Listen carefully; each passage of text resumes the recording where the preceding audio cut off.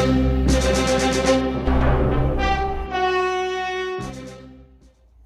everyone, Soundwave8084 with another Transformers review. In this review, taking a look at Transformers Siege POWERDASHER Zetar, or Zetar. I don't know exactly the proper way to pronounce his name, so I'll probably say it both ways in this video. He is part of that Generation Selects line. He comes in this generic brown box, which you can use for any Generation Selects.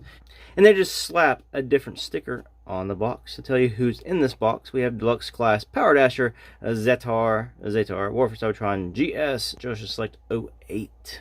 So yes, that's the box review, and you open it up, you would find him inside this plastic, which is bad, and then this little designs on the box. And then you'd pull out the instructions are underneath, and then you get POWERDASHER Zetar.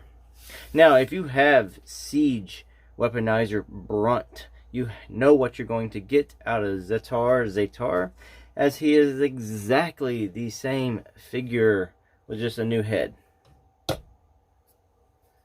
So there he is with Brunt, and look at the details, molding, it's all the same. You get different paint schemes, different plastic colors, but that's pretty much the only difference besides the head.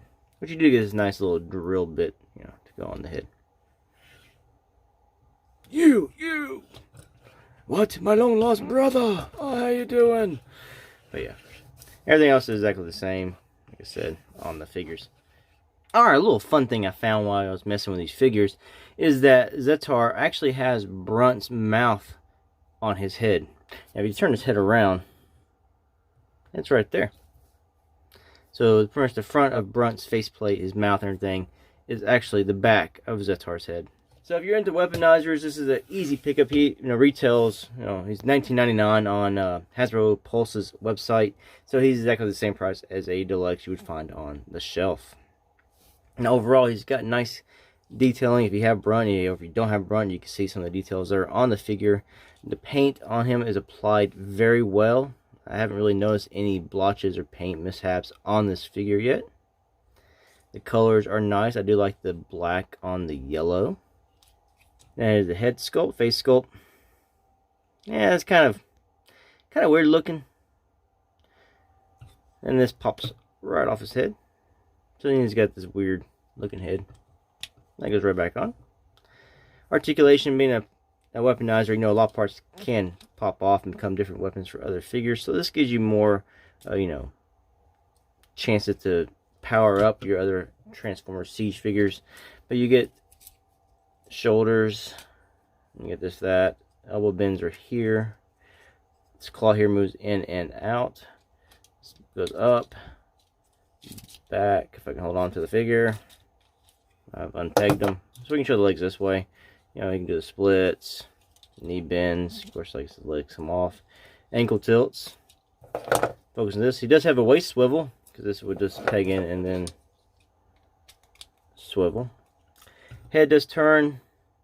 Sometimes you might end up just turning the drill bit up top, but eventually his head will go with it. And that's pretty much it. You take his weapon off the back. You can plug into the ports on his arms. If you want to have like a little arm cannon. This piece on the back, you do not have to have it there if you don't want to. Take it off. And there are still peg holes where you can then peg the gun on the back. And that way he can always use this as like an extra added shield. It has 3 pegs. The one in the middle is not used for any of the pegging on the back or the legs in alt mode. So then you can use that one to peg it directly here on his arm. And there you go. Now he has like a shield. And if you want him to cannibalize Brunt, you can then take Brunt's legs apart and make a big cannon that you could stick on his arm. Now it is awfully big, but he can sort of hold it. It gets a little floppy. It doesn't have to have that piece there. You can also do it this way if you so desire. It's just like, it's a weaponizer. Like I said, you got lots of playability with these guys and stuff. Now we'll compare a Zetar with his G1 self. A nice upgrade if you're asking me. Now the face sculpts are actually pretty darn close. And this toy is a massive improvement of the original G1 toy. Alright, to transform a Zetar into his driller mode, what we're going to do is remove the drill bit from the top of his head, put it to the side, take the gun off the back, put it to the side, pull off this backpack piece, put it to the side, and if you didn't have it on, that's your choice too.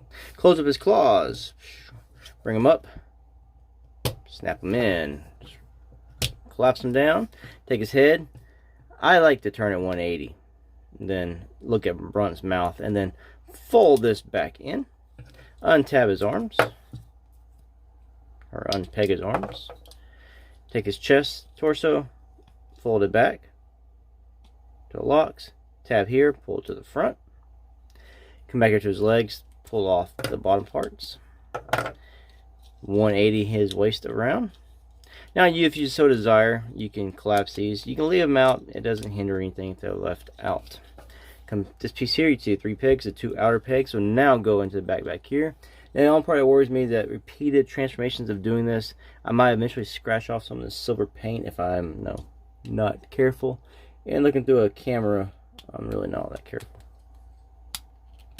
Lock those in. Come back here to his arms. Now his right arm will become the left side of the vehicle mode. Now to you, you're looking at it the other way, but I'm not. And vice versa. Come back down around here, grab his legs. You see there's a peg hole and a slot. Come back to this one here. Now as I said, if you have Brunt, you know exactly what to do with this whole transformation thing. Pull it out, line it up, peg it together. Come back to this piece here. You can see that it's got these little notches on the sides and the peg. Flip that around this way. Come down here. There's a piece you'll just lock it in. Now you can do this side. You don't have to do this side.